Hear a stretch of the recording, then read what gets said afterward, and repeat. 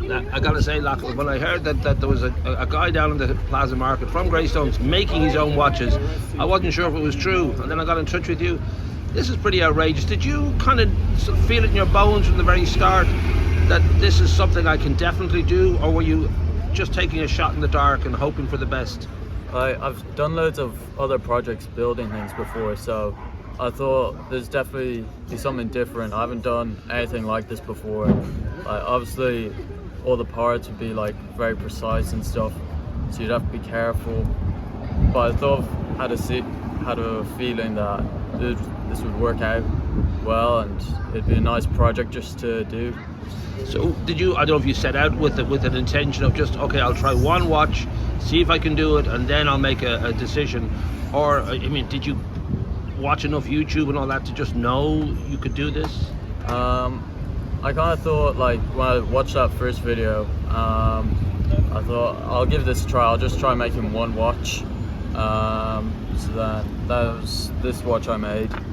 So I had to spend about €200 probably in total, getting all the parts and stuff for that. Wow. And then I was building that, and like there's a lot of challenges, like getting that second hand on. I didn't have a tool for that at the start, but then after I did the first watch, I went and bought a tool to get that second hand on a lot easier. So yeah, that's probably the easiest part now, putting that second hand on. That feeling though of going into something you don't know, necessarily, that you don't know if you can do it, or you've never had experience of it before. But do you sort of just have that spirit that you always think, I don't care, I'm going to try this and see if it works? Or I don't know, if you had a feeling that I absolutely can do this because I'm in that kind of world of building, and I know how to do, how things work. I'm just fascinated by the mindset that you would think, okay, I can make watches. Was it a quick, kind of easy decision, or did you have any doubts? I watched like a good few videos at the start just to get my head around it, and then I'd like look online at all the parts. So I was like, I might be able to do this then. But you would have known too that it's not like you're going to make, like these watches will be, by the nature being handmade, being unique, will be expensive to make, and then obviously they're going to be expensive to buy. Yeah. Was there any kind of second thoughts about that? Because Joe and Joanna Sixpack don't generally sort of spend big money on a watch, but obviously these are special. Was it I don't know if the business side of it was easy to figure out early on that this will be again a challenge? Yeah. So when I was just thinking about, like, I didn't get a job over the summer, so I wanted to do something like this. So I just decided to take a shot in the dark, try it out, and then like the parts on them, they're really good, so I'm comfortable with the price for them. Like, right. €400-ish. Yeah. For these, they're all sapphire crystal. The steel on them's really good, and the titanium. The movements, they're good. They're made by Seiko, so they're all automatic. You'd be struggling to find watches like these for any lower. I mean, you definitely could, but yeah. But that's the thing. I even as you're referring to like the titanium and all that, was this all stuff you knew beforehand, or as you went exploring, you realized what makes a good watch, what's involved? Like, was it something you knew already? Because I wouldn't know half of that. So I'd watched like a few videos and learned a good bit about watches, guys. I'd been interested in them for a while now, but then when I saw those videos, like, I could do that, and then I did more and more research into it, and I found out like things like these are 316L steel, which is sort of the industry standard for every single watch, and then this is titanium grade 2, so that's good. Like, when you're talking about titanium, it's not necessarily the lower the grade, the better, or the higher the grade. They're all kind of like different versatilities. When you're looking at a watch, you'd probably want grade 2.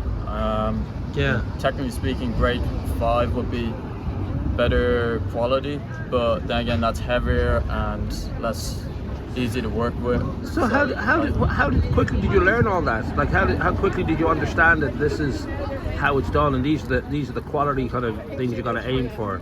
Because as you tell me, and I'm sure it's all known to a lot of people, but I didn't know that much that you know already about watches. Was that quick to learn? It took maybe like a few days of like just binge watching videos, because once I get into something, I'll just like learning a huge amount about Right. it. So I then was just really interested in finding out about all the different parts and stuff, and then I'd see how I could get like the best parts possible for my watch, because obviously if I was spending that much money and building my own watch, I wanted it to be at least like a good watch. So then when it came to like the case and the strap and all that, I just tried to get as good parts as possible. Like the leather on these, this is Italian full grain.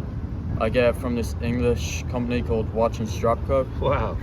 Right. So that's the like best kind of leather you can get, is full grain. You've top grains below that, and then you've genuine leather, which is just like maybe 1% real leather, and then just a bunch of other things blended up into it.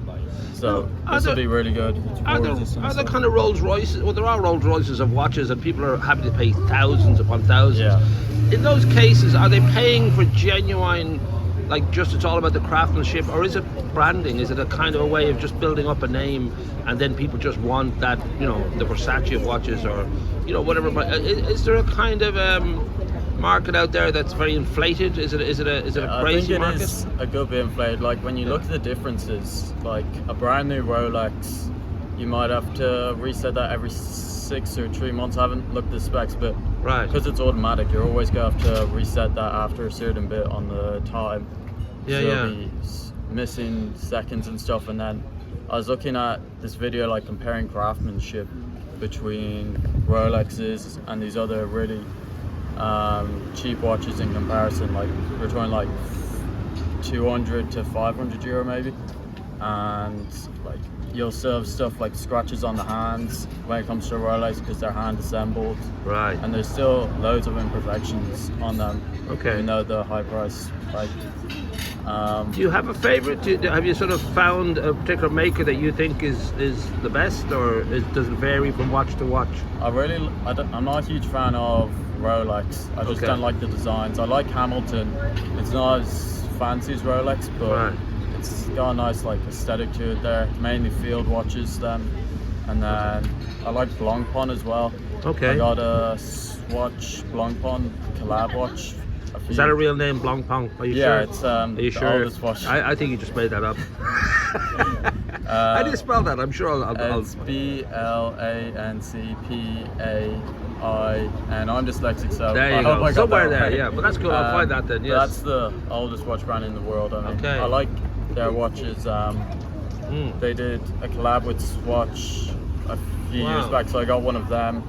Nice. I like that, but they're the same prices as these, and they're plastic watches. They're not as water resistant. So did you have a kind of a passion or a love, or at least a curiosity in watches before you stepped into this? Because you mentioned getting the Blancpain and Swatch. For about 3 years maybe. I was just interested in them, so I got...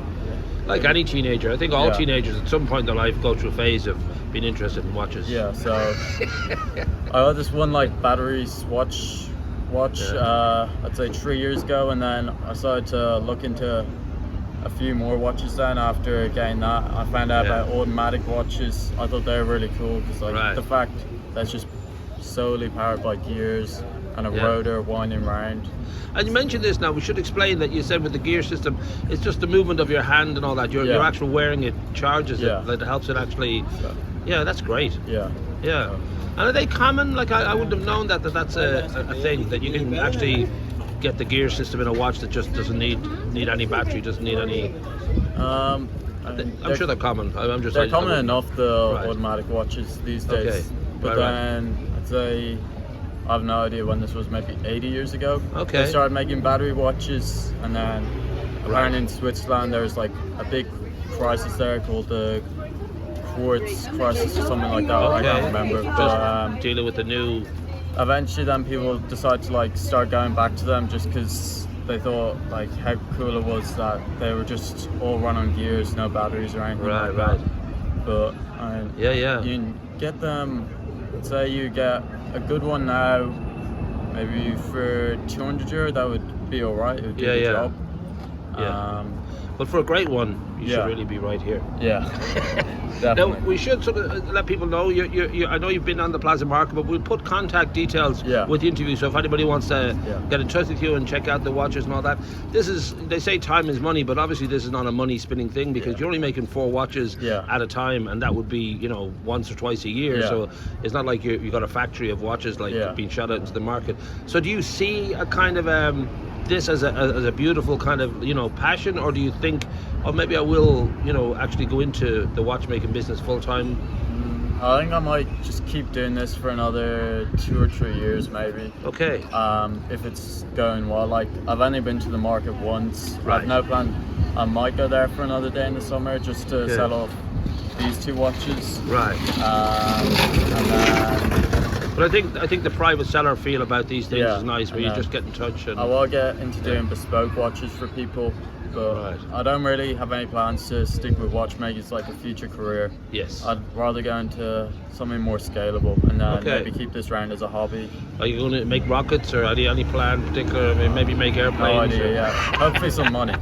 Right, that would be handy. Yeah. Now, I should just say before we wrap up, I was appalled on some level that you said you wanted a summer job. You sent your CV into 12 different places, Yeah. and how many of them replied to you? None. Yeah. Holy moly! I want their names. I want their addresses. Super value. I know. I'm sure in some cases they are just swamped. Yeah, But you would think the decent thing would be just to let you know that you're on file and maybe it'll happen. And, Yeah. But was that sort of part of your reasoning behind? Okay, I got to do something for myself now because there's nothing out there. Well, like, my siblings were pushing me to get a job because they're like, you don't do anything around the house, Lachlan, you better go get a job. So I was like, right, I didn't really want to. It was about a week into the summer holidays, so I'm sure they're getting swamped with a bunch of CVs and stuff. Yes. But still, I didn't hear back from them, seeing what, and Right. then I didn't really want a job anyway, so I was hoping I wouldn't hear back from any.